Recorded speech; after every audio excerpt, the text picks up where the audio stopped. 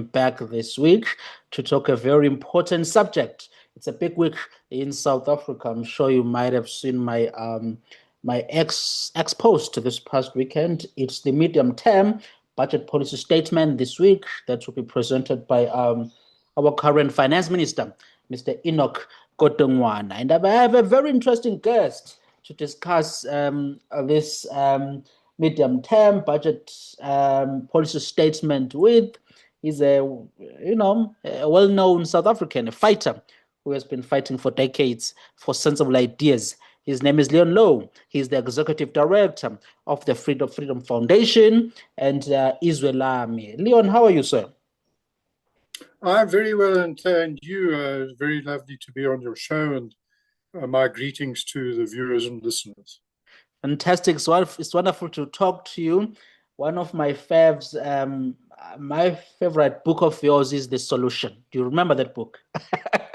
Oh, yes. That was, to this day, that's the biggest selling book on South African politics in South African history, 100,000 copies. This. And in South Africa, a bestseller is considered 5,000 or so. Yes, and this one here, it's a very important book, this one, Leon, and I cite it as well in my book, Lessons from Past Heroes, published 2 years back, because it's a very, very important book. And I'm sure you do still stand by the ideas in that book, right? Oh, yes. Checks and balances, limited government, strong Bill of Rights, decentralized power, diversity instead of uniformity. Yes, those values still apply completely. And much that's in the book about, for example, constitutional rights and constitutional structure actually happened, is in the Constitution. Yeah. One of the clauses that's in the Constitution, basically because of it, is the Property Clause 25, the Administrative Justice Clause. Yeah. And so, yes, it certainly made a contribution. Oh, fantastic. It really was one of the successful projects in South Africa. And I hope that, our members of parliament in today's parliament, they get hold of the book and read it. And it's the budget medium term this week, Leon. Firstly, what do you think, what should our minister say? If you are the Minister of Finance, what would you say? If you were Enoch Godongwana, Finance Minister Leon Louw, what would he say this week? Well, the most important thing for him to say is going to do something different.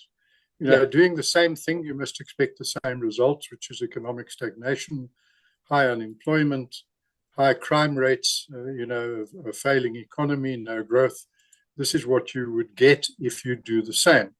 Unfortunately, this is a medium-term budget, and although he is likely to make certain promises, one of the things we get out of it is what the spending and revenue data is. Is it up or down? And he will make promises and predictions, also promises of what will be done in the main budget and in the long term. And those promises and predictions are made every single year, and they never mean anything because they never followed up. For example, year after year, they predict creating a business-friendly environment, getting rid of red tape, and they don't. They do nothing. In fact, while he's presenting the budget in the very parliament where he's doing so, there are many laws that do the opposite, increase spending, make the business environment less friendly, ensure lower growth, and increase the quantity of red tape that smothers, especially small emerging businesses. Big business doesn't mind. In fact, big business likes red tape because it keeps newcomers and competitors out. And in South Africa, that obviously has a racial kind of characteristic, is that the emerging businesses are completely smothered by all these crazy rules and regulations that we inherited from apartheid dinosaurs, and then actually have made worse year after year. So what he should say is we are going to do things differently in future. We are not going to just repeat what we've done and has failed. Unless he says that, then you should give the budget a very low score. If he simply says, we're maintaining the budget deficit and maintaining spending and tax rates, and we're not going to increase tax and we're not going to increase spending much, except we're going to, do some nice things, a few nice things, which will amount to nothing really, very small. If he just says that, if it's just more of the same, then expect more of the same. So what he must do is not have another medium-term budget like all of the others. He must say, the time has come to do things differently. And you and I can get in this conversation into what that means. But certainly he can't carry on where he is now. For example, the tax as a proportion of GDP is now at about 35%. It was up to 38%. It's come down a bit, which is good. And but that is where the Laffer curve peaks. In other words, even if he increases the tax rates, he won't get any more tax revenue, because according to the Laffer curve, which says that if there's zero tax, you keep 100%, and if there's 100% tax, you produce zero. So there are 2 points at which the government gets zero. One is a zero tax rate and one is 100% tax rate. And somewhere between the two, there's a peak. And that is somewhere between 25 and 40%. We are at the peak. In other words, we're now at the point where he cannot increase tax. Well, he can increase the rate of tax, but he can't increase the revenue of tax. There's a big difference. The tax rate versus the quantity of tax collected. And we are at the peak, and he can't get any more, no matter what he does to the tax rate. Yeah. You mentioned economic stagnation. That's the term you used as you were talking. And you're not the first person to say that. Many people have said that. I've said that myself as someone who follows these things. But let me ask you, what is the cause of the economic stagnation that we have seen in South Africa over the past years, and that we continue to see under President Ramaphosa? Why this economic stagnation? It's really surprisingly simple, Phumlani. If you look at any of the indexes, for example, the Economic Freedom Index, the Economic Freedom of the World Index, Freedom House Index, Doing Business Index, Competitive Index, Country Risk Guide, etc., all of these things that measure a country's economy in objective ways, they all show that South Africa was one of the freer economies in the top, in the second quintile, in other words, near the top of the countries of the world's economic system in terms of how free our economy was, or how small the government was, consuming a smaller percentage of the national economy. And that has gone up. That went up after basically about 2008. And then we still had then surplus budgets, by the way, 2005 to 2008, 2015, 18. And the stagnation is the economic policy. If you want to grow like India, China, Mauritius, whatever, Rwanda, what you have to do is you have to do what they do. In other words, to attract investment and to allow people to run businesses freely and easily and efficiently. And for that, you get rid of all this idiotic FICA regulation, financial services regulations, exchange control, for example. We were promised that they would end exchange control in 95. One of the first things in apartheid was to get rid of the silly old apartheid law. We're still with it. Now, if he, for example, announces today exchange control is gone or will be phased out over the next year or two, then that will give a very big boost to the economic growth rate. So when you have policies that are associated with stagnation, you get stagnation. And that's what we have. We have the consequence of the policies. Now, if you want to do, for example, like China, it has created these giant special economic zones in which there is zero government control and zero tax. Well, 15 years of tax holiday, 10 to 15, depending on which one. So what you do is you lower tax rates, thereby you increase the amount of money that employers have to employ people, you increase the amount of money with which they can pay, therefore you drive wages and incomes up, and you increase the number of people that invest in the country. And you don't, for example, we've had a lot of huffing and puffing about creating a special economic zone near Mkomati. Yeah. And there is nothing special proposed other than spending billions of rands on creating the stupid place. Now, if he says our special economic zone is really going to be special, special means how different is it from the rest of the country? It's got to be what's called in economics offshore. Yeah. In other words, import processing, no taxation, no minimum wage laws, no regulations. A place that is like China, India, Rwanda, whatever, Mauritius, places that are economically free of government regulation and control and taxation. And if we have one special economic zone like that, one real one, one big one, a big one, I mean, huge, the whole Mkomati area between Mozambique's what was Swaziland, and Kruger Park on the north, and Nelspruit on the west. If that entire area becomes a special economic zone, and it's really special, in other words, it's not the same as the rest of the economy. For example, no exchange control, no FICA nonsense. Then we will see a place like that will grow at 10, 20, 25% per annum as they do in China, and in places like Switzerland and Ireland, where they have also these special zones. But at the moment, they think they send people to China, by the way, to study how the Chinese have done it.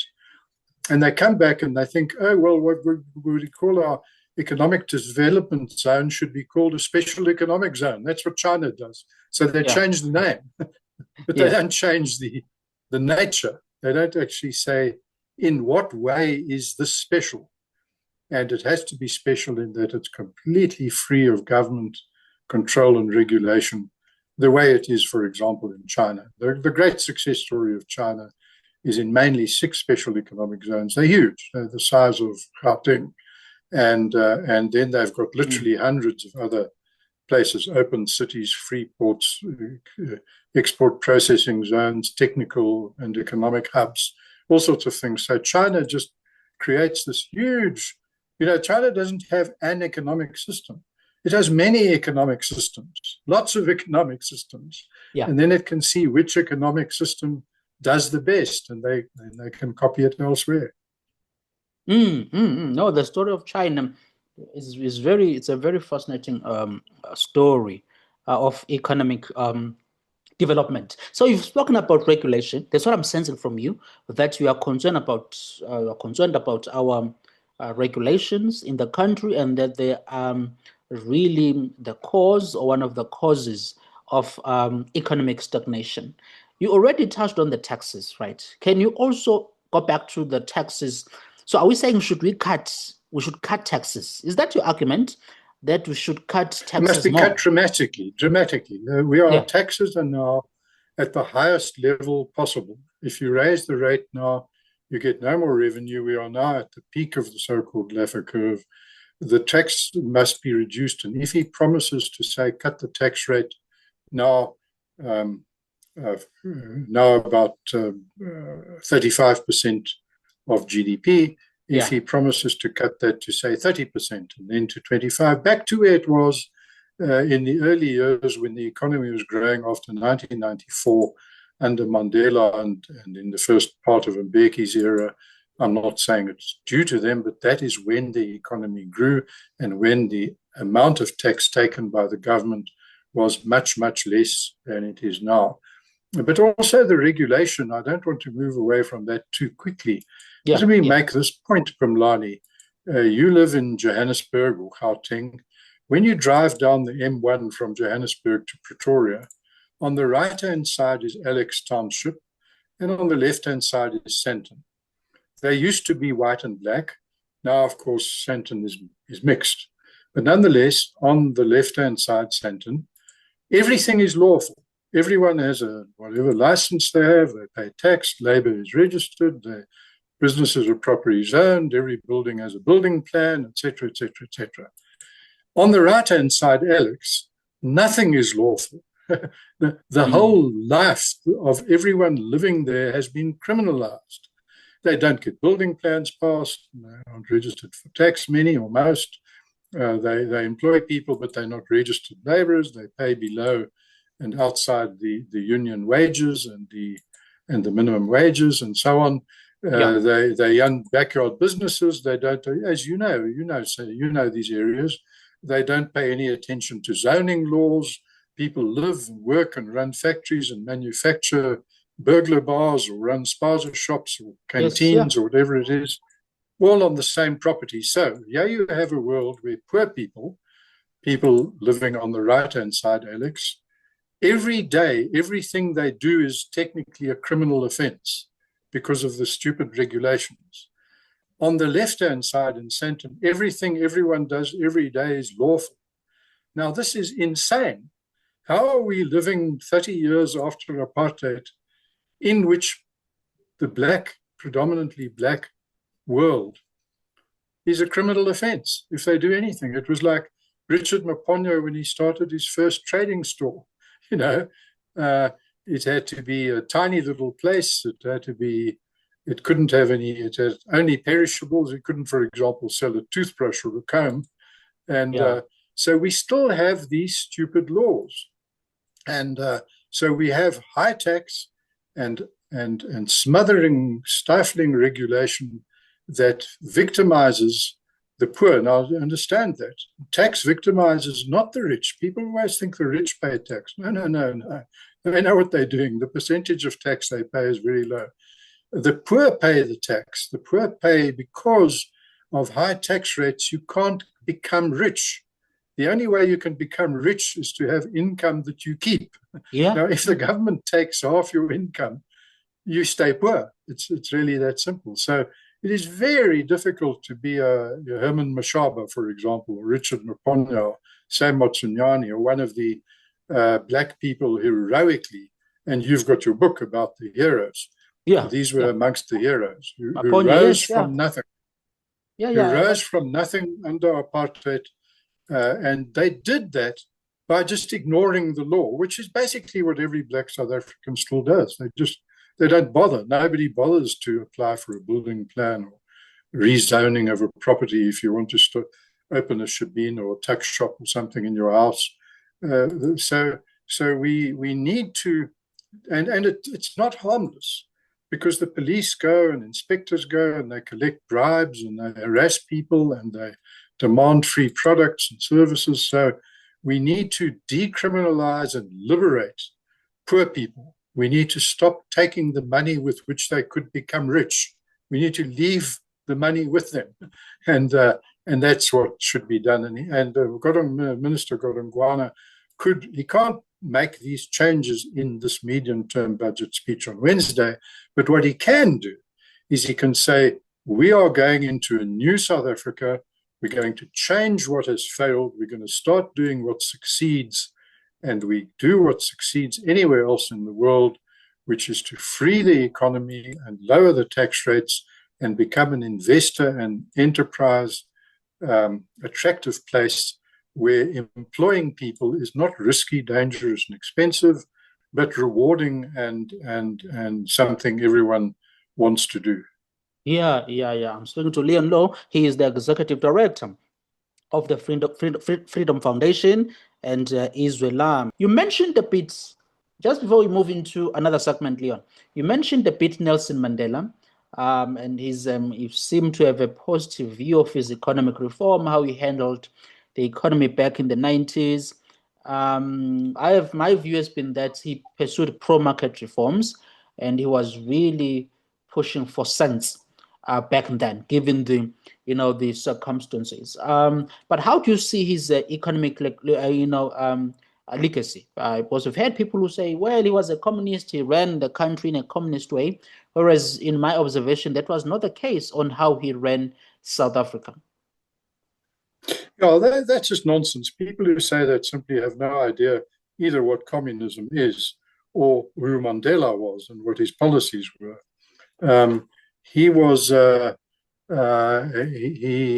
he said when he was released, you might recall, that he would support privatization because it is ANC policy and he's a loyal member. In other words, he was very careful not to say that it was his opinion. And even Govan Mbeki, who Thabo Mbeki's President Mbeki's father, who was a communist, he also said the ANC is actually not communist, it's a mixed economy. And although he's a communist, he's also a loyal follower of the ANC's mixed economy policies. Yeah. Now, Mandela very soon became pro-free market, and he used the term. He said, we need a free market. Yeah. He spent a lot of time, by the way, communicating with me about economic policy personally. And Winnie Mandela, at the time when they were still together, wrote a foreword for South Africa, the solution. I think the one you have in your hands there has her foreword in it. Mm-hmm. And there, the both of them were completely supporting free market policies. And what happened, just to give you one example, under apartheid, there were all these government monopolies: SA Airways, broadcasting, railways, transport, and these control boards. All agricultural products had to be marketed through a government-controlled monopoly. And one of the things that happened under him in 1 or 2 years, all the control boards were abolished. Agriculture was liberated, so that peasant farmers were now free to sell their produce. Yeah. Commercial farmers were free to sell their produce. South African agriculture became immediately extremely productive. We developed big agricultural export markets, and the attractiveness of agriculture, which gets people now who want to expropriate land without compensation. Why do they want it? Because they think that anyone who has the land will run such a good farm. No, they won't. They will run it only provided there is freedom of agriculture.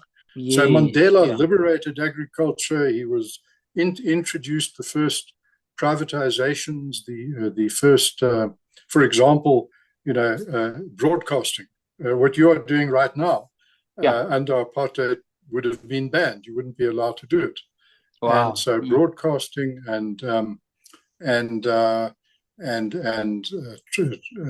even liquor trade. Liquor was sold through a government monopoly to black people in black areas.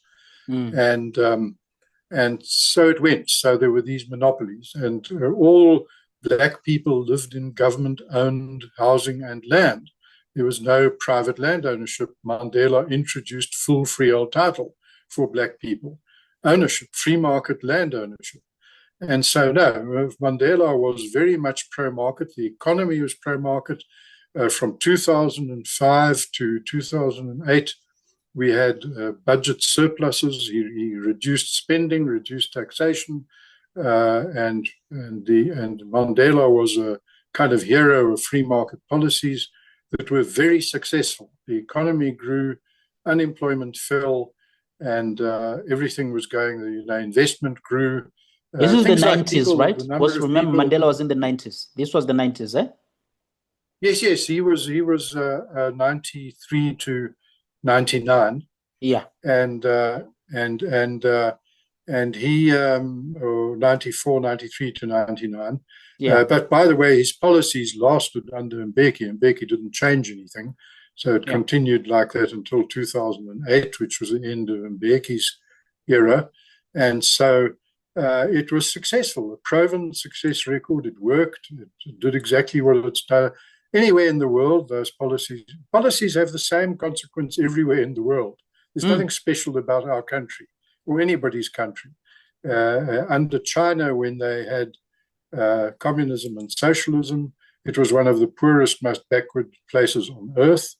And as soon as they freed up the economy, which was when they took over Hong Kong from Britain, and they created 6 more Hong Kongs, basically, in China. instead of destroying the one they had, which was a jewel. And so they did exactly what Mandela did, but on steroids. In other words, they did much more radical reforms, extremely radical pro-free market reforms with extremely radical economic growth consequences. So it's easy. It's very easy to be rich and prosperous. You just do what makes countries rich and prosperous, which is to increase your score on the Economic Freedom Index. In other words, have a freer economy. And we have gone down. We used to be about 40th. Yeah. We are now about 83rd, and we need to go back up. So if he says we are going to have a freer economy, we're going to stop moving down into the countries, the world's worst countries, and start moving up back to join the world's best countries. That's what must be done. And that's what Mandela did. Mandela moved us up the Economic Freedom Index towards more economic freedom. And we went from under apartheid, I forget where we were, we ranked about 50th, 60th in the world. In the early years, by 95 already, we were 40th. And then we stayed there and we grew and prospered. And Mandela, I'm not saying it was due to Mandela. I don't believe that one person like Ramaphosa or Zuma or anybody creates policies. It's more complicated. But the environment was such that the economy was freer and more prosperous until after the middle of Mbeki's term, when we reached a plateau and then started falling. And then we've tumbled ever since. Although I must say, in the last two budgets, we've recovered a bit, we've gained a bit. There's what's called every year Economic Freedom of the World Day. And that is that if you take all the tax collected by the government as a proportion of the entire economy, if that percentage goes up, in other words, we pay tax for longer, then we compare that to a year. It's not really a year, but we say it so we get a feeling for it. Under Mandela, we were working for something like 25% of our time for the government, let's say to sometime in March, April. Now we are working until the 11th of May for the government. So nearly half the year, you don't actually earn for yourself, you earn for the government. For the government, and that means that people are obviously disincentivized. They're not going to work hard for that. So how do you see, what do you expect the ministers to say in terms of the economic outlook? In other words, to you, are you optimistic about our economic outlook at the moment? You've been one of those people, even though, as you've just said, that there is economic stagnation, but you've held a positive view of the economic well-being of South Africans. But do you think that in terms of growth over the next, say, 18 months, the next year too, are we going to see improved economic growth? Yeah, I am. You're absolutely right. I am optimistic, and I don't think that's just a fantasy. I have been, and I am, and I think the economy is doing a lot better than people realize in many ways. What he will say is what he says every year, that we expect over the next term to have something like 1 or 2% growth. And then, in fact, we get 0% growth as a proportion of per capita income. In other words, the average person has no improvement. However, he will not mention the important part, which I know you're aware of, which is that a very big part of the economy is not measured in the numbers that he and his Treasury and the Reserve Bank look at. In other words, they will see 1 or 2, they will predict it, and they do it every time. They predict it, it's boring, and then it doesn't happen, you see. So so we'll have that same prediction. But what does really happen is that ordinary people are doing surprisingly well, and everyone knows that. It's what you can do by research, by looking. Just look at the quality of housing in Bushbuck Ridge or Soshanguve or Soweto or Alex or anywhere, and Langa, for example. Beautiful so-called middle-class houses going up by, if not many thousands, possibly by the million. And these are happening. And now, let me give you one simple example. I'm doing a lot of research on this, by the way, what's really happening in the economy as opposed to the national accounts. The national accounts measured and documented turnover of money. But for example, the supermarkets are all growing and booming, everything from 5 to 10% growth per annum. Yet the economy is stagnation now, which is true. They can't both be true. Diesel sales are going up, building material sales, credit cards, cell phones. So now there are more cell phones in South Africa than people. Many people have more than one, and so communications and healthcare and food and housing and all of these things are improving at rates that exceed the theoretically actual growth rate. In other words, the real growth rate somehow is higher than the measurement. Now, there are technical reasons for that, which you as an economist will know about, but we can't go into now.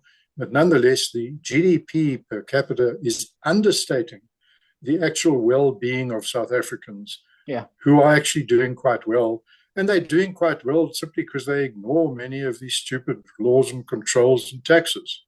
They just build it, let's improve their house, convert their shack into a brick house, and that sort of thing. They just do it. They don't go and ask some building inspector for permission. And sometimes the building inspectors come around and they bulldoze down structures, which is cruel and nasty and inhumane, and actually makes it a criminal offense to improve your own quality of life. Which is shocking. It should be definitely unconstitutional. It's a violation of human dignity when they come and bulldoze down the house of a very poor person who didn't get a building plan. They do that often and everywhere.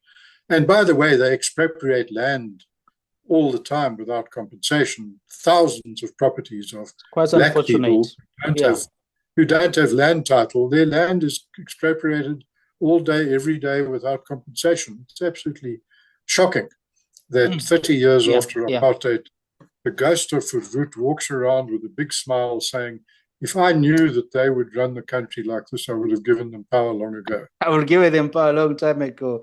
Leon, we are out of time. We are really out of time. Yeah. We have just a minute left. So thank you so much. I really appreciate the time you took to chat to us. So let's see what the minister tells us this Wednesday in his medium-term budget policy statement. Leon Louw is the executive director of the Freedom Foundation and Izwe Lami. So thank you so much, sir. Wonderful to talk to you. Thank you. And I will get boring and repetitive comments from business and labor and journalists. As always. As usual. But we need to look at what's actually happening to our fellow compatriot South Africans. And that's not so bad. That's not so bad. It's Phumlani and Majosi. This is the Phumlani Majosi show. We'll chat soon. You enjoyed this conversation? Well, if you did, do subscribe to this show, the Phumlani Majosi show on public policy. Remember to also follow me on X at Phumlani M. Majosi. I'm also on LinkedIn, Phumlani M. Majosi. I'm on Instagram as well, at Phumlani M. Majosi. I'm also on Facebook, Phumlani M. Majosi. That's my Facebook page. I'm also on TikTok at Phumlani M. Majosi. If you have any recommendations or thoughts about this show, do email me, majosimedia@gmail.com. Yes, majosimedia@gmail.com.